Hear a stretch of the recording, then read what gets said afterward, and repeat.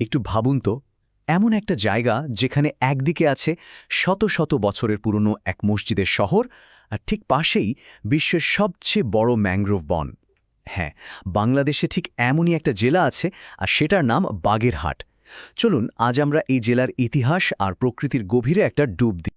কিন্তু একটা প্রশ্ন কিন্তু মাথায় আসেই, তাই না? ঠিক কি এমন আছে বাগেরহাটে যে ইউনেস্কোর মতো সংস্থা একে বিশ্ব ঐতিহ্যের তালিকায় জায়গা দিল? উত্তরটা কিন্তু শুধু কয়েকটা পুরনো দালানকোঠায় আটকে নেই, না, এর পেছনে আছে এক কিংবদন্তি শাসকের গল্প আর প্রায় হারিয়ে যাওয়া একটা শহরের রহস্য। তো এই অসাধারণ জেলাটাকে ভালোভাবে বুঝতে হলে আমরা কয়েকটা ধাপে এগোব। প্রথমে জানব বাগেরহাটার পরিচয়টা কি, তারপর ডুব দেব এর সেই বিখ্যাত ইতিহাস আর ঐতিহ্যে। এরপর দেখব এখানকার প্রকৃতি আর অর্থনীতি কিভাবে একে অপরের সাথে জড়িয়ে আছে, আর সবশেষে নজর দেব বর্তমান প্রশাসন আর ডিজিটাল বাগেরহাটের ভবিষ্যতের দিকে। তাহলে আর দেরি কেন, চলুন শুরু করা যাক আমাদের আজকের যাত্রা। আর প্রথম ধাপেই এক নজরে দেখে নিই বাগেরহাটের আসল পরিচয়টা। দেখুন, বাগেরহাটের পরিচয়টা দাঁড়িয়ে আছে দুটো বিশাল পিলারের ওপর। একদিকে যেমন আছে সেই খানজাহান আলীর হাতে গড়া প্রাচীন মসজিদের শহর, ঠিক তেমনি অন্যদিকে আছে প্রকৃতির এক অপার বিস্ময়, আমাদের সুন্দরবন। ভাবা যায় মানুষের বানানো কীর্তি আর প্রকৃতির বিশালতা দুটো কিভাবে মিলেমিশে একাকার হয়ে গেছে। এটাই কিন্তু বাগেরহাটকে একদম অনন্য করে তুলেছে। আচ্ছা, এই তো গেল পরিচয়। এবার চলুন একটু গভীরে যাই, ফেরা যাক সেই ইতিহাসে যা বাগেরহাটকে আজ সারা বিশ্বে পরিচিত করে তুলেছে। কিভাবে এই জায়গাটা একটা জীবন্ত জাদুঘরের মতো হয়ে উঠল, চলুন সেই গল্পটাই এবার শোনা যাক। বাগেরহাটের ঐতিহ্য বলতে কিন্তু শুধু ষাটগম্বুজ মসজিদ বা পুরনো দালান বোঝালে ভুল হবে, একদমই না।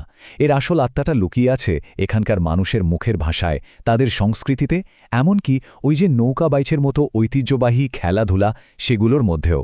এই সবকিছু মিলেই কিন্তু বাগেরহাটের ঐতিহ্যটা আজও জীবন্ত।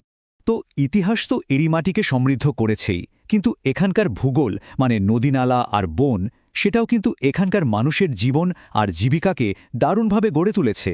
চলুন তো দেখি এই নদী আর বন মিলে কিভাবে বাগেরহাটের অর্থনীতির চাকা সচল রেখেছে। বাগেরহাটের ভৌগোলিক গঠনটাই কিন্তু বেশ মজার। পশুর, ভৈরব, মধুমতির মতো বড় বড় সব নদী যেন জালের মতো চারিদিকে ছড়িয়ে আছে, আর তারাই এই অঞ্চলের মাটি তৈরি করেছে।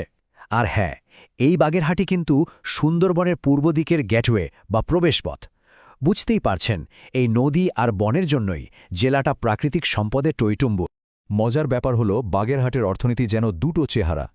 একদিকে যেমন আছে হাজার বছরের পুরনো সেই সনাতনী কৃষি, যা এখনও এখানকার অর্থনীতির মেরুদণ্ড।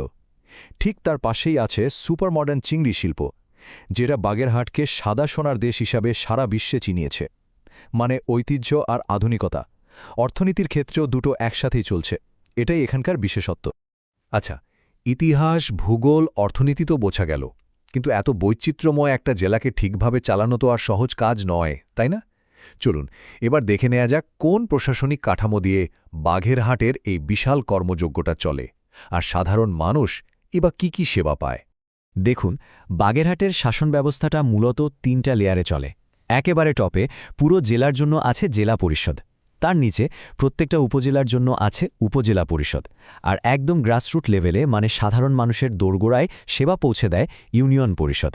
এই ৩ স্তরের সিস্টেমটাই আসলে নিশ্চিত করে যেন প্রশাসনিক সেবাটা সবার কাছে ঠিকঠাক পৌঁছায়। আর এই যে জেলা প্রশাসন, তাদের কাজের পরিধি কিন্তু বিশাল। মানে আইন শৃঙ্খলা রক্ষা করা থেকে শুরু করে কৃষিকাজ, খাবার দাবারের নিরাপত্তা, ছেলেমেয়েদের পড়াশোনা, স্বাস্থ্যসেবা, এমনকি রাস্তাঘাট বানানো পর্যন্ত সবই কিন্তু এই সরকারি দফতরগুলোর মাধ্যমেই হয়। এর মধ্যে কয়েকটা সেবা তো সাধারণ মানুষের জন্য খুবই গুরুত্বপূর্ণ, যেমন ধরুন জমি জমা সংক্রান্ত বিষয়গুলো, কিংবা সিটিজেন চার্টার, যেটা দিয়ে বোঝা যায় কোন সেবা পেতে ঠিক কতদিন লাগবে। আর আইন শৃঙ্খলা রক্ষার ব্যাপারটা তো আছেই।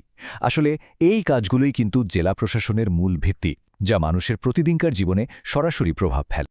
তো আমরা বাগেরহাটের অতীত আর বর্তমান তো দেখলাম, চলুন এবার আমাদের আলোচনার শেষ ধাপে একটু ভবিষ্যতের দিকে তাকাই। দেখব ঐতিহ্যের ধারক এই জেলাটা কিভাবে প্রযুক্তির হাত ধরে সামনের দিকে এগোচ্ছে, মানে ই-সেবা আর আধুনিকায়ন কিভাবে বদলে দিচ্ছে গোটা বাগেরহাটকে। একটু আগে যে সরকারি সেবাগুলোর কথা বলছিলাম, সেগুলো পাওয়া এখন কিন্তু আরও অনেক সোজা হয়ে গেছে। কিভাবে? কারণ বাগেরহাট এখন বাংলাদেশ জাতীয় তথ্য বাতায়নের একটা অংশ। এর ফলে জেলার শাসন ব্যবস্থা আর সরকারি সেবাগুলো এখন বলা যায় সাধারণ মানুষের হাতের মুঠোয় চলে এসেছে। আসল লক্ষ্য একটাই, প্রযুক্তির মাধ্যমে প্রশাসনকে মানুষের আরও কাছে নিয়ে আসা।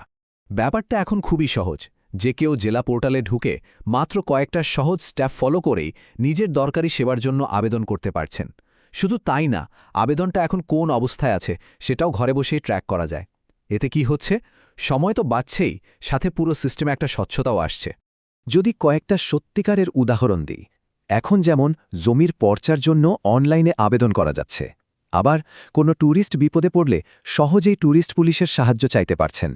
এমনকি অনলাইনে অপরাধের তথ্যও জানানো যাচ্ছে।